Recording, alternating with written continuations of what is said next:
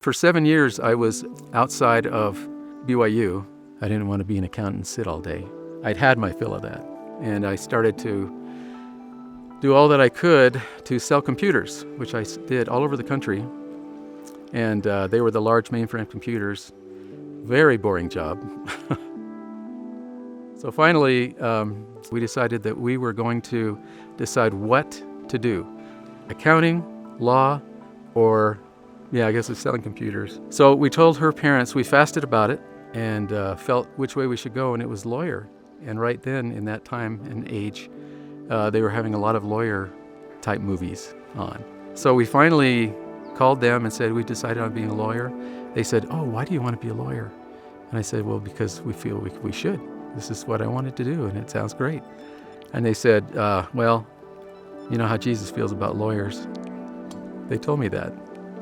And I said, well, I don't know about that, but I know that 2 out of 3 of the the first presidency are lawyers. So, and that shut them up. And what was really going on is it was a crab theory.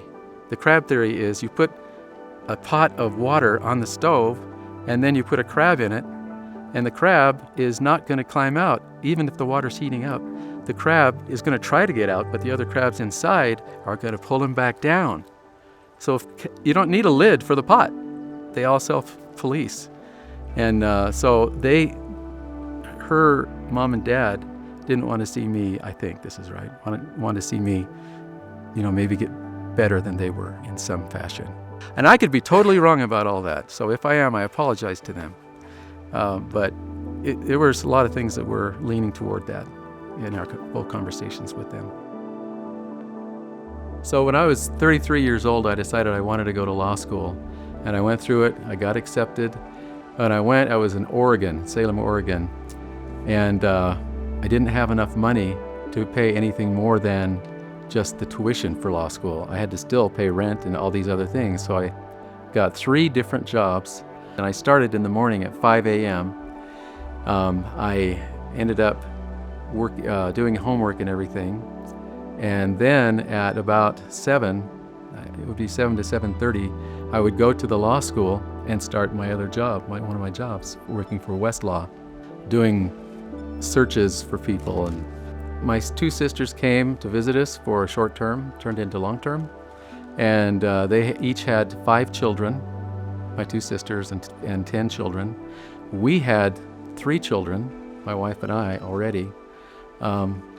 Towards the end of law school, we had another one. And so we had 4 at that point.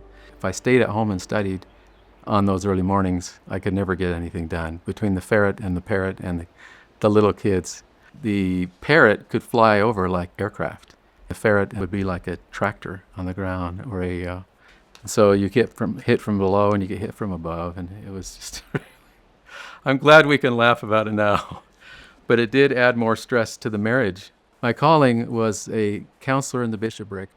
Lisa, my wife Lisa, was, and she actually took on a daycare work in our home for other people.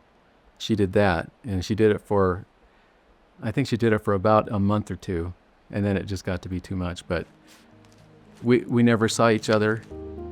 It was probably the worst experience of any educational endeavor I had ever had in my life.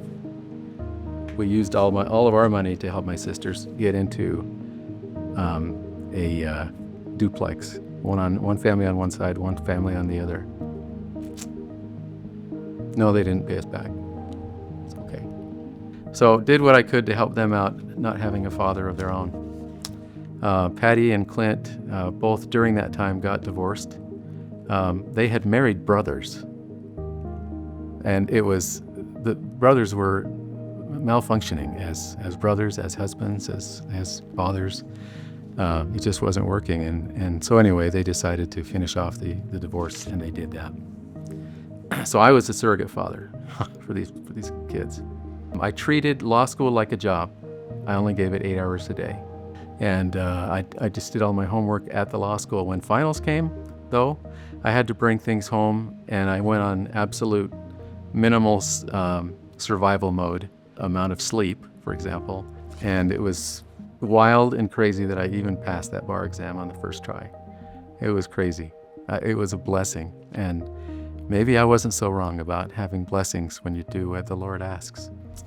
I don't know how I did it. I don't know. It's amazing. Patty and Sharon still talk about it even today. Lisa deserves a medal for what she did.